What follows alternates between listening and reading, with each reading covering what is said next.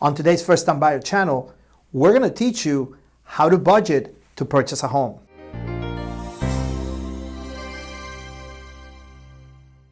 Hi, welcome back. Enrique here with First West Financial. I am a mortgage broker right here in Southern California in the Coachella Valley. And we have this segment where we talk about all things first-time buyer. So if you are a first-time buyer, if you're thinking about buying a home, if you are planning to become a homeowner, you are in the right place. You can learn so much information. We have over 18 years of experience helping first-time buyers, and we use this segment to tell you, to share with you, to teach you what are some of the things that you can do, what are some of the things that you need to know that are crucial for your success when you want to become a homeowner. So today, we're going to talk about one of the scariest things that is actually what keeps a lot of buyers from becoming homeowners. A lot of people want to become a homeowner and then they hit this wall and they don't know how to get over it. And it has to do with saving money and budgeting for a down payment. So first of all, you need to understand that you're not alone.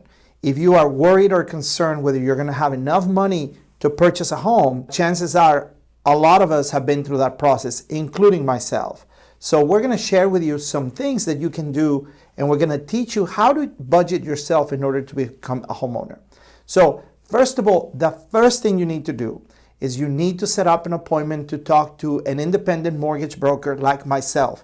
If you are in California, just contact us, and what we're going to do is we're going to give you a consultation. We need to find out first what programs you may qualify for or you may not qualify for based on your income, based on the money you already have. If you don't have any money, that's okay, based on your credit. A lot of people make the mistakes that they postpone buying a house because they say, well, I don't have any money and I'm going to start saving, and that day never comes. Instead, meet with a mortgage broker like myself and come up with a plan. That's what we do, is we give you a plan. Step by step, we teach you, we hold your hand, and we walk you through the process of becoming a homeowner. In some cases, you may qualify for low down payment programs or no down payment programs. In some cases, you may not need a lot of money to put down. If you are, for example, an educator here in California, we have programs for that.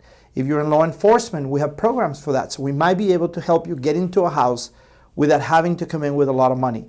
But let's assume that you actually have to save some money for a down payment. For example, with FHA, you just need 3.5%. We have conventional programs for first-time buyers where you only need 3%. So say you want to buy a house for $300,000. So you're going to need about $11,000 or $10,000, and that can seem like an unsurmountable amount of money. And you sit there and go, how am I going to get there? Well, right now, this time of the year is perfect. First of all, you have to plan. One of the first things I tell people is you're going to have to come up with a budget in your personal life. Most of us make more money than we need. The problem is we spend it in a lot of different things. I mean, fun things, subscriptions or traveling or eating out or shopping for things that are not necessary. And that's okay. Just know that that's where your down payment for your house is. We just have to get disciplined. So one of the first things we tell people is come up with a budget. Make a list of everything that you need, that you need to pay, your rent, your utilities, your health insurance, your gas, your car insurance, the money that you need for food, the essentials. And then come up with the amount of money that is left over. And that's going to be the money that you're going to budget to be able to begin saving. Here's another one. One of the things I always encourage people to do, and a lot of people do it and they call me and they're shocked. Take your last 2 months of your checking account statement and take a highlighter, a yellow highlighter, and go through every item and highlight everything in that statement that you feel you could have done without. So say you're going down the list and you see Starbucks and you go, man, I could have done without. Then you go, oh, McDonald's, boom. Or hey, I went to Old Navy and bought 2 t-shirts that I really didn't need, boom. Or whatever it is that you're spending money on. Maybe you're going to find that you have a subscription to Hulu or Amazon Prime and you don't use it. Highlight it. Add it up. Add up all the money you highlighted. You're going to realize, oh my goodness, here's $300, here's $400, here's $500 extra a month on money that I'm just throwing away. So imagine if you're able to save that. That's another tip that I'm going to give you, is look at your bank statement.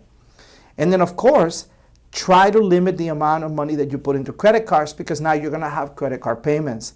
So we can talk about consolidating your credit cards into one, or start doing some snowball debt elimination process. We can teach you how to do that. The idea is to try to minimize the amount of money you pay on credit cards. Recently, I spoke to a young lady who was really drowning. We felt really bad. We were able to help her, but she was spending, get this, $1,600 a month in minimum payments on her credit cards. She had so many little credit cards, and they're all little. They're like store, Kohl's and Sears and things like that, Home Depot, Lowe's, the Gap, and then she had the Express, and they're all $300, $400, $500 balance credit cards. So she's spending $20, $30, $40 a piece. Then she had a car payment. Then she had, next thing you know, $1,600 a month just paying interest. So we're able to help her out, get out of that situation, and now she's on her way to becoming a homeowner. But that's the second thing, is you have to look at your budget in terms of credit cards. So to recap, number one, come up with a budget. If you don't know how to come up with a budget, give us a call. We'll set up a one-on-one. We'll talk to you about it. We'll walk you through that process. Number two, look at your bank statement and highlight all the things that are frivolous, things that you're spending money on that you should not. And number three, look at your debt. Figure out a way to eliminate or reduce your credit card. Those are the 3 steps. Now, for many of you, if you have a 401k or a retirement plan, there may be some provisions where you can actually borrow some of your own money to put down on a house. Is that recommended? In some cases it is. We actually want to talk to you more about it if you have questions on that. What I'm sharing here with you is that there's a lot of opportunities. There's a lot of options. There's a lot of resources. There's a lot of experience that we can share with you, encouragement that we can give you. I have seen people in 6 or 8 months be able to put together $10,000, $12,000 just so they can get into a house. And when you do that, and when you work hard to get there, when you make sacrifices, that's an opportunity. 2 weeks ago, I spoke to a lady who, her goal is to become a homeowner by March. And you know what she said to me? She says, I got my kids all in one room a few days ago, and I told them that our Christmas gift this year is going to be a house. Think about this. Our Christmas gift is going to be a house. We're tired of living in an apartment. We're tired of paying rent. Rather than buying, Xbox and iPads and things, we're going to get one small gift for everybody that everybody can exchange. And we're going to take all the money that we spend on Christmas gifts and we're going to put it towards saving for the home. So that's going to be our Christmas gift. And guess what? Her kids were in it. You're like, yeah, we definitely want to do that because they want to have a house. They want a house with a yard so they can have a dog.